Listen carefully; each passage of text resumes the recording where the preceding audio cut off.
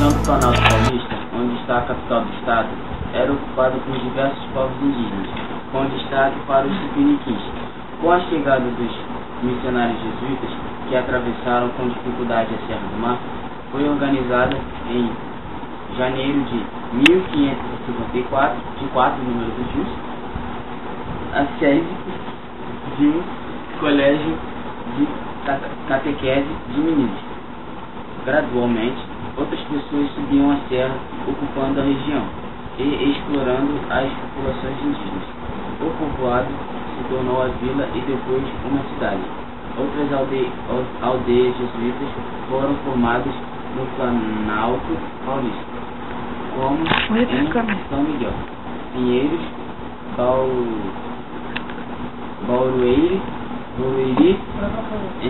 Embu e Carapicuí. A capitania de São Vicente, diferente das que se encontravam no Nordeste, não tinha um produto de exportação como a cana-de-açúcar em grandes quantidades. Havia engenhos no litoral, mas a produção era pequena, se comparada às outras regiões. Dessa forma, os habitantes do Planalto Paulista se dedicaram às atividades voltadas ao interior do território no século XVII. Os paulistas cultivavam o trigo, cevada, algodão, arroz, milho, frutos como marmelo, etc. Outra atividade importante para a criação de animais como bois, porcos e cavalos. De modo geral, a população paulista era formada de portugueses, índios e muitos mestiços. A partir das uniões entre homens europeus e mulheres índias, dessa maneira, a cultura indígena era muito presente no cotidiano. A língua mais falada era o tupi. Mesmo com fortes laços familiares indígenas, a população paulista utilizava índios como escravos para suas atividades. A capitania de São Vicente, depois conhecida como capitania de São Paulo, utilizou em grande escala a escravidão indígena. Foi assim que se estruturaram as principais atividades econômicas da capitania até o século XVIII. A capitania de São Paulo estava em sintonia com o mercado interno que existia na colônia. É importante saber que nem tudo era produzido no Brasil, era exportado para a Europa. Havia comércio entre as capitanias, mas para manter a escravidão indígena, os paulistas viajaram para regiões cada vez mais distantes, em expedições que ficaram conhecidas como bandeirantes. Não há certeza sobre as razões para esse nome. Acredita-se que as expedições levavam uma bandeira que indicava as origens dos nobres dos chefes, ou mesmo um santo a quem eles eram devotos. Por isso, os paulistas que participavam dessas grandes viagens foram chamados de bandeirantes. A maioria dos índios aprisionados ficava em São Paulo, embora uma parte deles fosse vendida para colônias de outras capitanias, como Rio de Janeiro, Espírito Santo e até Bahia.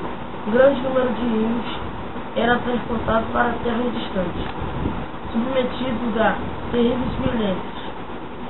Os índios eram levados a povoados e vendidos para trabalhar na lavoura, como carregadores de carga e serviços domésticos, ou mesmo como captores de outros índios. Mulheres e crianças também eram capturadas, o que demonstra a dimensão desse processo violento.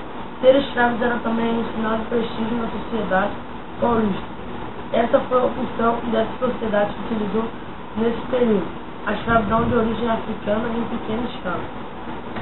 A ação dos bandeirantes fez com que a capitania de São Paulo se tornasse o centro fundador de outras vilas na América Portuguesa, em regiões cada vez mais distantes, em que se chamava naqueles tempos de sertão. Havia alguns empecilhos para a escravização dos índios. A legislação que buscava impedir a escravidão do nativo e a ação dos jesuítas. No primeiro caso, as leis permitiam a captura dos índios em guerras justas, ou seja, naquelas em que o índio representava uma ameaça. Naturalmente, esse argumento era muito usado pelos colonos.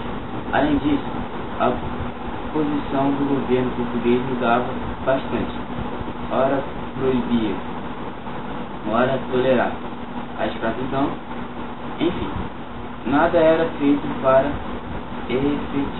efetivamente punir a escravidão nativa, chamada de negro da terra, negro grama.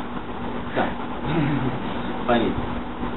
No segundo caso, acho que né? No segundo caso, em relação aos jesuítas, as tensões ocorriam porque os padres não aceitavam passar o controle dos índios para os colonos.